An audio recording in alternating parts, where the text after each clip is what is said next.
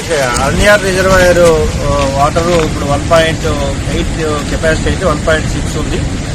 అందులో భాగంగా ఇప్పుడు వరదలు వచ్చే అవకాశం ఉంది కాబట్టి వాటిపై పూర్తిగా ఇరిగేషన్ వారితో కోఆర్డినేట్ చేసుకుంటూ పోలీస్ శాఖ కూడా అప్రమత్తంగా ఉంది. ఎక్కువ వాటర్ వచ్చినప్పుడు కిందికి రిలీజ్ చేయడం జరుగుతుంది.